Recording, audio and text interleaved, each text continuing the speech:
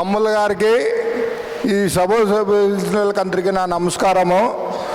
మేము 3 ఏళ్ల కిందటే మేము లోకేష్ బాబు రమ్మంటే పోయినాము. ఆ పొద్దు మాకు మీ ఒడ్డోళ్ళు 3వ స్థానంలో ఉన్నారు ఓటు బ్యాంకు అని చెప్పి మీకు ఎట్లా తిరిగి మీరు 2 ఎమ్మెల్యేలు 2 ఎంపీలు ఇస్తామని చెప్పినాడు. మా అసోసియేషన్ వాళ్ళకి చెప్పిన వలన మాకు సరేలే అని చెప్పి మేమంతా ఐకమత్యమై పల్లెలు తిరిగి అందరినీ లైన్ చేసుకొని ఇచ్చి ఈ పొద్దు మాకు ఎక్కలేని మోసం చేసినాడు లోకేష్ బాబు. ఇప్పుడు మొదట్లోనే మాట తప్పుతున్నాడు అంటే ఇంకా గెలిచినిచ్చి ఏం చేస్తాడో మీరు అందరూ జనం అంతా ఆలోచించాలా. మన ఒడ్డోళ్ళు సత్తా అనేది మనం ఈ దఫా చూపించకపోతే మనం వేస్ట్ అయిపోతాము. మన పిల్లలు కూడా ఇదే బతికైపోతుంది. ఏదైనా నెమ్మరాడం ఇవ్వాలన్నా కూడా మనకు సోమతి లేదు. మనతో ఎన్నో లక్షలు ఉన్నాయి, కోట్లు ఉన్నాయి, మన ఒడ్డోళ్ళతో ఎన్నో లక్షల కోట్లు ఉన్నాయి. ఉన్నా కూడా మనం ఎంతసేపు ఉన్నా ఒకరి దగ్గర పోయి చేతులు కట్టుకునే తప్ప మనం స్వతంత్రంగా నెమ్మరాడం ఇచ్చే కూడా మనకి సౌంత లేదు. ఇప్పుడు మనల్ని చాలా చీపుగా చూస్తున్నారు. కాబట్టి మనమంతా ఐకమత్యమై ఈ తూరు మనల్ని ఏడాను కానీ మనకి సీట్ ఇస్తానని మోసం చేసినాడు. కాబట్టి చంద్రబాబు నాయుడు కూడా మనం ఏడాను కానీ మనం చేయి కలుపుకొని మనం ఏడాను కానీ 2 సార్లు కానీ మనం వేసి చూపించకపోతే మన ఒడ్డల బతికి పిల్లల తరం కూడా ఇట్లా ఉంటుంది. మనతో లక్షల కోట్లు ఉన్నాయి. ఉన్నా కూడా ఏమన్నా నెమ్మరాడు ఇచ్చే కూడా మనకు చూపుతుందా?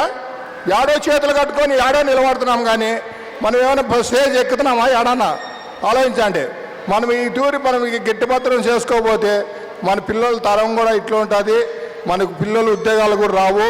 మన వీళ్ళు ఇంతున్నట్టు ఎంత డబ్బున్నా ఓరి దగ్గర పోయి సార్ మీకు ఓట్లు వేసే తప్ప మేమేంటికి తరం కావమని చెప్పుకోవాల్సిందే కానీ మనం ఏమి చేయలేం.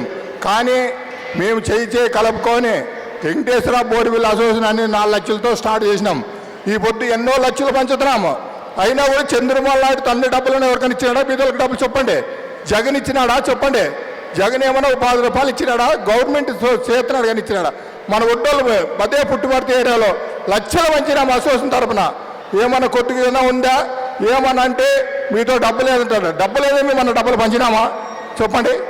ఈ పొద్దు మనం తెలుసుకోకపోతే మన బతుకులు ఇట్లా అయిపోతాయని ఈ సభాదూరంగా నాకు ఇచ్చిన దానికి పెద్దోళ్ళకి అందరికి పేరు ధన్యవాదాలు.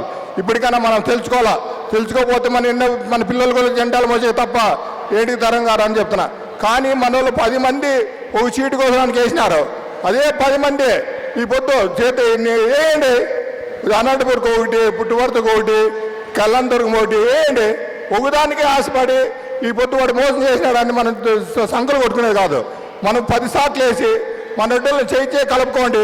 పోయి మనకి ఇట్లా మోసం చేసినాడు చంద్రబాబు నాయుడు. మన ప్రభుత్వం రాగా ఇట్లా చేస్తున్నాడు, మనకి ఇట్లా చేస్తున్నాడు. మన ఓటు వేయండి మన వాళ్ళు. కానీ తిరగండి పల్లె వార్లు తిరిగి చేసుకోకపోతే ఒకటి ప్రెస్ మీట్ పెడితేనే మళ్ళీ ఇంకోటి ప్రెస్ మీట్ పెడితే మన ఒడ్డలకి ఏ విలువ ఉంటుందో కొద్దిగా ఆలోచించుకోండి. ఒకటికోటి ఇట్లే ఉంటే దెబ్బతింటారు మన పిల్లలు కూడా. మన పిల్లలకు ఉద్యోగాలు కూడా రావు. ఎన్నో చదువులు చదివినా కూడా మన ఒడ్డలకు ఉద్యోగాలు లేవు, బొంకాలేదు. జెండాలు మోసేకి ఓటేసేకి తప్ప ఏంటికి తరం గారు. కానీ మనం ఇప్పటికైనా తెలుసుకోకపోతే మన బతుకులు ఇట్లా ఉంటాయని నా ఆలోచన. ఇచ్చిన దానికి పెద్దలకంతా నమస్కారం.